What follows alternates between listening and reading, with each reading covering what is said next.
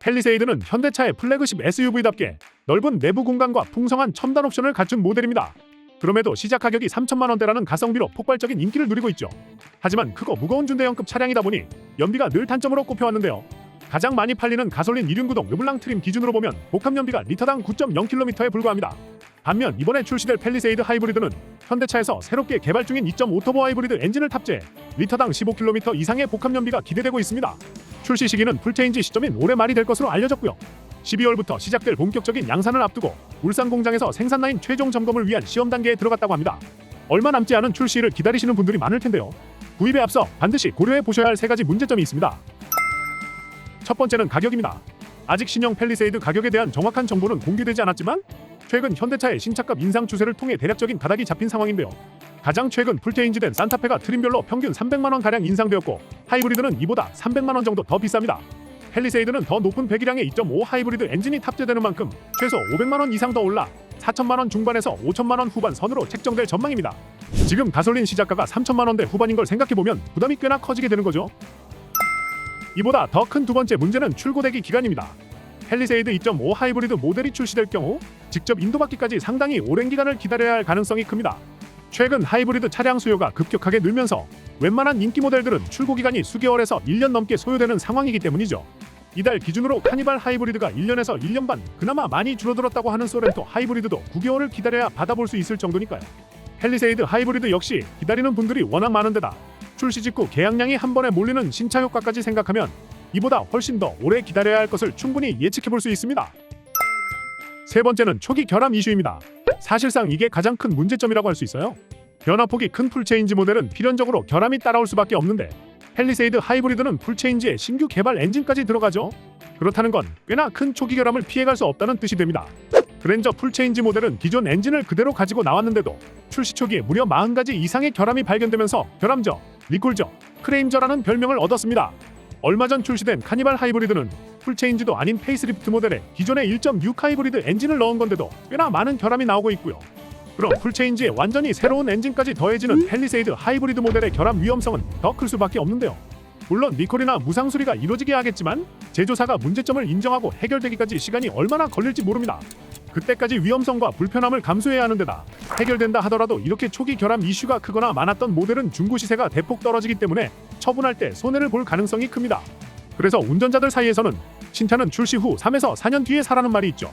신규 모델이 출시된 이후 연식 변경과 페이스리프트 등을 통해 결함이 개선되고 안정화되는 시기가 그쯤이기 때문입니다. 하지만 출고 기간의 안정화 기간까지 5, 6년씩이나 기다릴 수는 없는 노릇이죠. 그때 되면 차값과 금리도 올라서 구입 부담은 더 커질 거고요. 그렇다고 현 모델을 구입하자니 신형 출시에 따른 중고 시세 하락으로 처분할 때 보게 될 감가손해가 걱정인데요. 이런 상황에서는 할인율이 높아진 장기 렌트를 이용해 현 모델을 최소 비용만 내면서 타다가 팰리세이드 하이브리드 결함이 안정화되면 구입하시는 게 유리합니다. 보통 신형 출시일이 가까워지면 기존 모델의 재고 소진을 위해 할인이 붙기 시작하는데요.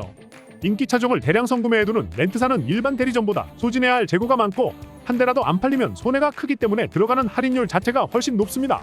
거기다 렌트용으로 출고하면 세금 감면으로 할인가에서 10% 더 저렴하게 출고할 수 있죠. 이 실구매가를 기준으로 견적을 계산하기 때문에 결국 그 혜택을 이용자가 다 받는다고 보시면 됩니다. 렌트사 명의로 차량을 등록함으로써 250에서 350만 원 가량의 취득세도 아끼실 수 있고요. 할인된 차값에서 잔존가치, 즉 만기 중고 차값을 뺀 금액만 내는 방식이라 진짜 딱 최소 비용만 내면서 탈 수 있습니다. 이용 중 신형이 출시되어 현 모델의 중고 시세가 떨어졌다? 그래도 손해볼 일이 없습니다. 한번 정해진 월납임료나 잔존가치는 절대 변하지 않고 인수 반납 선택도 자유니까요. 자차로 구입했다면 감가손해를 개인이 전부 감당해야 하지만 장기 렌트는 회사가 책임지기 때문에 처음 요금 그대로 타다가 만기에 간편하게 반납하면 끝입니다. 반대로 중고 시세가 올랐다면 남들보다 더 저렴하게 인수할 수 있는 거고요. 출고할 때나 처분할 때나 따로 들어가는 돈이 없으니 신형으로 교체하는 데에 따른 부담도 없습니다. 요약해보면 지금 현 모델을 가장 싸게 탈 수 있는 장기 렌트로 타다가 팰리세이드 하이브리드 결함 이슈가 다 해결되고 나면 간편하게 반납하고 바꾸는 게 비용적으로나 시간적으로나 제일 유리하다는 겁니다. 하지만 장기 렌트라고 다 싼 게 아니에요. 업체마다 보유 재고와 할인율이 다르고 견적에 영업자들의 수당이 들어가기 때문이죠.